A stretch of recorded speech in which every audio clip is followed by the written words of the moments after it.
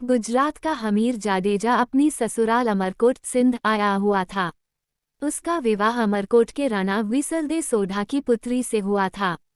राणा विसलदे का पुत्र महेंद्रा व हमीर हमउम्र थे, इसलिए दोनों में खूब जमती थी। साथ खेलते, खाते, पीते, शिकार करते और मौज करते।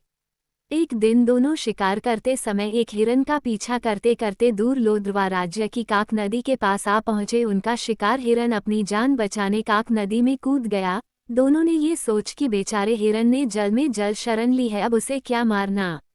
शिकार छोड़ जैसे दोनों ने इधर उधर नजर दौड़ाई तो नदी के उस पार उन्हें एक सुंदर बगीचा व उसमें बनी एक दुमंजिली झरोखेदार मेड़ी दिखाई दी। इस सुनसान स्थान में इतना सुहावना स्थान देख दोनों की तबीयत प्रसन्न हो गई।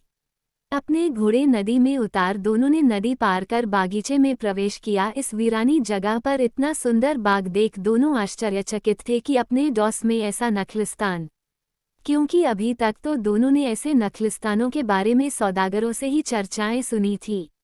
उनकी आवाजें सुन मेड़ी में बैठी मूमल ने झरोखे से नीचे झांक कर देखा तो उसे गर्दन पर लटके लंबे काले बाल, भौहों तक तनी हुई मूछें, चौड़ी छाती और मांसल भुजाओं वाले दो खूबसूरत नौजवान अपना पसीना सुखाते दिखाई दिए।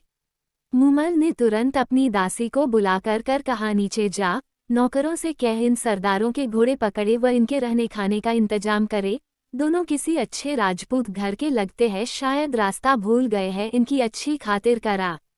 मूमल के आदेश से नौकरों ने दोनों के आराम के लिए व्यवस्था की, उन्हें भोजन कराया।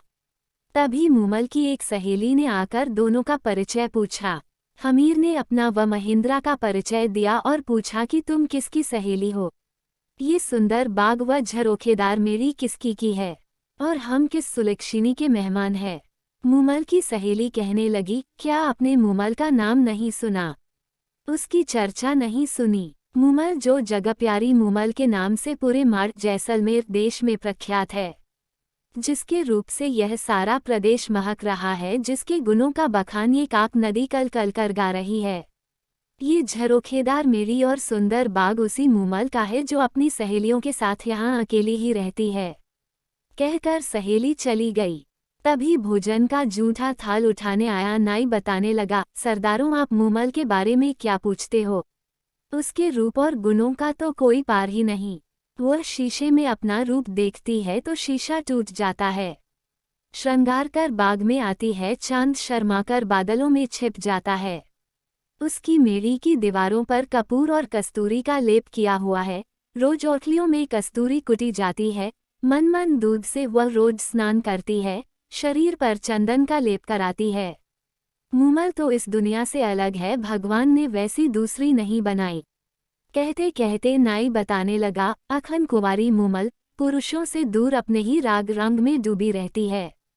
एक से एक खूबसूरत, बहादुर, गुणी, धनवान, जवान, राजा, राजकुमार मूमल से शादी करने आए, पर मूमल ने तो उनकी ओर देखा तक नहीं, उसे कोई भी पसंद नहीं आया। मूमल ने प्रण ले रखा है कि वो विवाह उसी से करेगी जो उसका दिल जीत लेगा, नहीं तो पूरी उम्र कुंवारी ही रहेगी। कुछ ही देर में मूमल की सहेली ने आकर कहा कि आप दोनों में से एक को मूमल ने बुलाया है। हमीर ने अपने साले महेंद्रा को जाने के लिए कहा, पर महेंद्रा ने हमीर से कहा, पहले आप हमीर को मेरी के पास छोड़। सहेली ने कहा, आप भीतर पधारें, मूमल आपका इंतजार कर रही है। हमीर जैसे ही आगे चौक में पहुंचा तो देखा आगे उसका रास्ता रोके एक शेर बैठा है, और दूसरी ओर देखा तो उसे एक अजगर रास्ते पर बैठा दिखाई दिया। हमीर ने सोचा मूमल कोई डायन है और नखलिस्तान रचकर पुरुषों को अपने जाल में फंसा मार देती होगी। वह तुरंत उल्टे पांव वापस हो चौक से निकल आया। हमीर व महेंद्रा आपसे बात करते तब तक मूमल की सहेली आ गई और महेंद्रा से कहने लगी, आप आइए, मूमल आपका इंतजार कर रही है। महेंद्रा ने अपना अंगरखा पहन हाथ में भाला ले सहेली के पीछे पीछे चलना शुरू किया। सहेली ने उसे भी हमीर की तरह चौक में छोड़ दिया। महेंद्रा को भी चौक में रास्ता रोके शेर बैठा नजर आया। उसने तुरंत अपना भाला लिया और शेर पर पूरे वेग से प्रहार कर दिया। शेर जमीन पर लुढ़क गया और उसकी चमड़ी में भरा भूसा बाहर निकल आया। महेंद्रा ये देख मन ही मन मुस्कुराया कि मूमल उसकी परीक्षा ले रही है। तभी उसे आगे अजगर बैठा दिखाई दिया। महेंद्र ने भूसे से भरे उस अजगर के भी अपनी तलवार के प्रहार से टुकड़े टुकड़े कर दिए। अगले चौक में महेंद्र को पानी भरा नजर आया। महेंद्र ने पानी की गहराई नापने हेतु जैसे पानी में भाला डाला तो ठक की आवाज आई। महेंद्र समझ गया कि जिसे वह पानी समझ रहा है वह कांच का फर्श है। कांच का फर्श पार कर सीढ़ियां चढ़कर महेंद्र मूमल की मिड़ी में प्रविष्ट हुआ। आगे मूमल खड़ी थी, जिसे देखते ही महेंद्र ठिठक गया। मूमल ऐसे लग रही थी जैसे काले बादल में बिजली चमकी हो।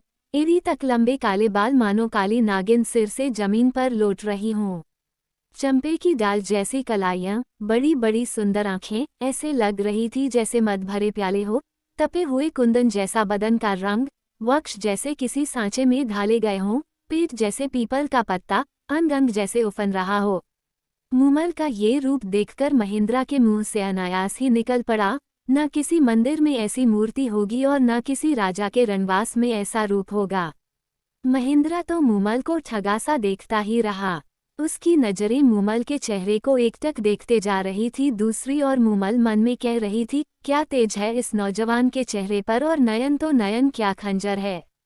दोनों की नजरें आपस में ऐसे गड़ी कि हटने का नाम ही नहीं ले रही थी।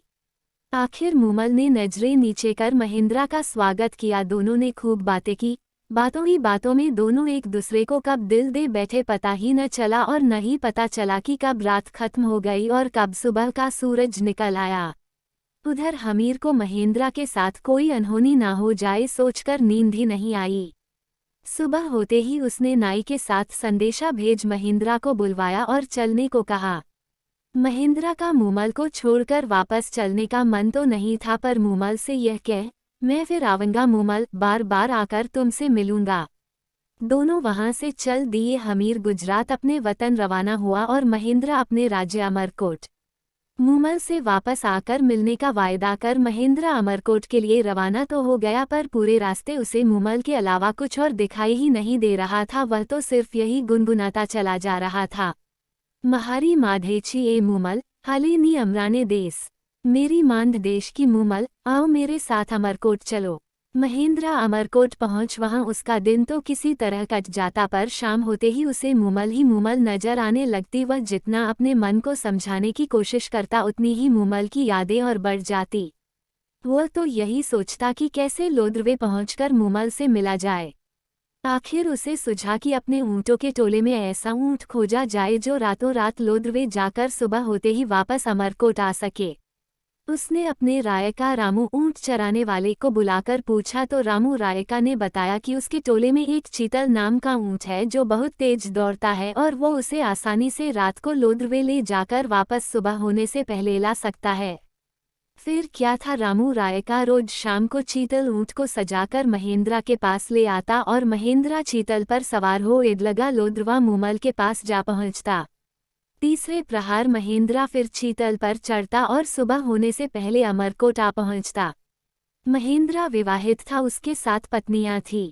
मूमल के पास से वापस आने पर वह सबसे छोटी पत्नी के पास आकर सो जाता। इस तरह कोई 7-8 महीनों तक उसकी यही दिनचर्या चलती रही। इन महीनों में वह बाकी पत्नियों से तो मिला तक नहीं, इसलिए वे सभी सबसे छोटी बहू से ईर्ष्या करने लगी और एक दिन जाकर इस बात पर उन्होंने अपनी सास से जाकर शिकायत की।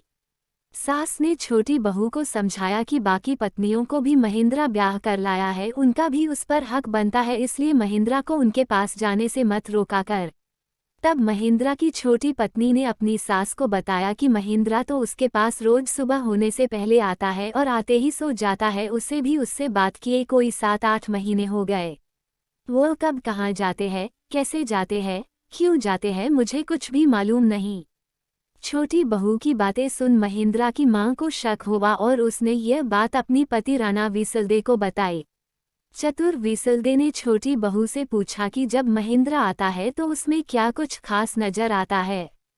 छोटी बहू ने बताया कि जब रात के आखिरी प्रहर महेंद्र आता है तो उसके बाल गीले होते हैं, जिनमें से पानी टपक रहा होता है। चतुर विसलदे ने बहू को हिदायत दी कि आज उसके बालों के नीचे कटोरा रख उसके भीगे बालों से टपके पानी को इकट्ठा कर मेरे पास लाना। बहू ने यही किया और कटोरे में एकत्र पानी विसलदे के सामने हाजिर किया। विसलदे ने पानी चख कर कहा, ये तो काक नदी का पानी है, इसका मतलब महेंद्रा जरूर मूमल की मैंगरी में उसके पास जाता होगा। महेंद्रा की 7 पत्नियों को तो मूमल का नाम सुनकर जैसे आग लग गई। उन्होंने आपस में सलाह कर ये पता लगाया कि महेंद्रा वहां जाता कैसे है। जब उन्हें पता चला कि महेंद्रा चीतल नाम के ऊंट पर सवार हो मूमल के पास जाता है तो दूसरे दिन उन्होंने चीतल ऊंट के पैर तुड़वा दिए ताकि उसके बिना महेंद्रा मूमल के पास ना जाने पाए। रात होते ही जब रामू रायका चीतल लेकर नहीं आया तो महेंद्रा उसके घर गया। वहां उसे पता चला कि चीतल के तो उसकी पत्नियों ने पैर तुड़वा दिए हैं। तब उसने रामू से चीतल जैसा दूसरा ऊंट मांगा। रामू ने कहा, उसके टोले में एक तेज दौड़ने वाली एक टोरडी छोटी ऊंटनी है तो सही, पर कम उम्र होने के चलते वह चीतल जैसी सुलझी हुई व अनुभवी नहीं है। आप उसे ले जाए, पर ध्यान रहे उसके आगे चाबुक ऊंचा ना करे। चाबुक ऊंचा करते ही वह चमक जाती है और जिधर उसका मुंह होता उधर ही दौड़ना शुरू कर देती है, तब उसे रोकना बहुत मुश्किल है। महेंद्रा टोरडी पर सवार हो लोद्रवा के लिए रवाना होने लगा, पर मूमल से मिलने की बेचैनी के चलते वह भूल गया कि चाबुक ऊंचा नहीं करना है और चाबुक ऊंचा करते ही टोरडी ने ईद लगाए और सरपट भागने लगी। अंधेरी रात में महेंद्रा को रास्ता भी नहीं पता चला कि वह कहाँ पहुंच गया। थोड़ी देर में महेंद्रा को एक झोंपड़े में दिया जलता नजर आया। वहां जाकर उसने उस क्षेत्र के बारे में पूछा तो पता चला कि वह लोद्रवा की जगह बाड़मेर पहुंच चुका है। रास्ता पूछ जब महेंद्रा लोद्रवा पहुंचा तब तक रात का तीसरा प्रहर बीत चुका था। मूमल उसका इंतजार कर सो चुकी थी। उसकी मैंगरी में दिया जल रहा था। उस दिन मूमल की बहन सुमल भी मैंगरी में आई थी। दोनों की बातें करते करते आंख लग गई थी। सहेलियों के साथ दोनों बहनों ने देर रात तक खेल खेले थे। सुमल ने खेल में पुरुषों के कपड़े पहन पुरुष का अभिनय किया था और वह बातें करती करती पुरुष के कपड़ों में ही मूमल के पलंग पर उसके साथ सो गई। महेंद्रा मूमल की मैंगरी पहुंचा। सीढ़ियां चढ़ जैसे ही मूमल के कक्ष में घुसा और देखा कि मूमल तो किसी पुरुष के साथ सो रही है।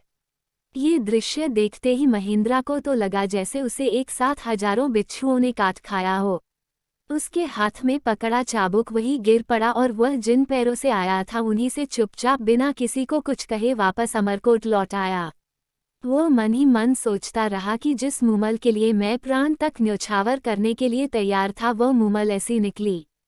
जिसके लिए मैं कोसों दूर से आया हूँ वह पर पुरुष के साथ सोई मिलेगी। धिक्कार है ऐसी औरत पर।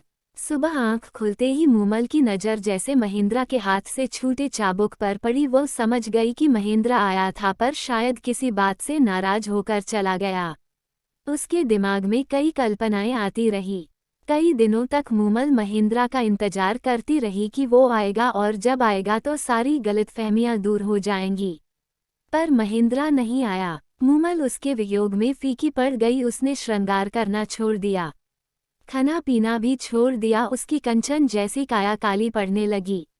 उसने महेंद्रा को कई चिट्ठियां लिखी पर महेंद्रा की पत्नियों ने वह चिट्ठियां महेंद्रा तक पहुंचने ही नहीं दी। आखिर मूमल ने एक ढोली गायक को बुला महेंद्रा के पास भेजा, पर उसे भी महेंद्रा से नहीं मिलने दिया गया। पर वो किसी तरह महेंद्रा के महल के पास पहुंचने में कामयाब हो गया और रात पड़ते ही उस ढोली ने मांद राग में गाना शुरू किया। तुम्हारे बिना सोधारान ये धरती धुंधली, तेरी मूमल रानी है उदास। मूमल के बुलावे पर असल प्रियतम महेंद्रा अब तो घर आव। ढोली के द्वारा गई मांद सुनकर भी महेंद्रा का दिल नहीं पसीजा और उसने ढोली को कहला भेजा कि मूमल से कह देना न तो मैं रूप का लोभी हूँ और न ही वासना का कीड़ा। मैंने अपनी आंखों से उस रात उसका चरित्र देख लिया है। जिसके साथ उसकी घनिष्ठता है उसी के साथ रहे। मेरा अब उससे कोई संबंध नहीं। ढोली द्वारा सारी बात सुनकर मूमल के पैरों तले की जमीन ही खिसक गई। अब उसे समझ आया कि महेंद्रा क्यों नहीं आया। मूमल ने तो सपने में भी नहीं सोचा था कि उसे ऐसा कलंक लगेगा। उसने तुरंत अमरकोट जाने के लिए रथ तैयार करवाया ताकि अमरकोट जाकर महेंद्रा से मिल उसका बहम दूर किया जा सके कि वो कलंकिनी नहीं है और उसके सिवाय उसका कोई नहीं। अमरकोट में मूमल के आने व मिलने का आग्रह पाकर महेंद्रा ने सोचा, शायद मूमल पवित्र है, लगता है मुझे ही कोई गलतफहमी हो गई। और उसने मूमल को संदेश भिजवाया कि वो उससे सुबह मिलने आएगा। मूमल को इस संदेश से आशा बंधी। रात को महेंद्रा ने सोचा कि देखें मुमल मुझसे कितना प्यार करती है। सो सुबह उसने अपने नौकर के सिखाकर मुमल के डेरे पर भेजा। नौकर रोता पीटता मुमल के डेरे पर पहुंचा और कहने लगा कि महेंद्र जी को रात में काले नाग ने डस लिया, जिससे उनकी मृत्यु हो गई। नौकर के मुंह से इतना सुनते ही मुमल पछाड़ खाकर धरती पर गिर पड़ी और पड़ते ही महेंद्र के वियोग में उसके प्राण पखेरु उड़ गए। महेंद्र को जब मुमल की मृत्यु का समाचार मिला तो वह सुनकर उसी वक्त पागल हो गया और सारी उम्र हाय महारी प्यारी मुमल, महारी प्यारी मुमल कहता फिरता रहा।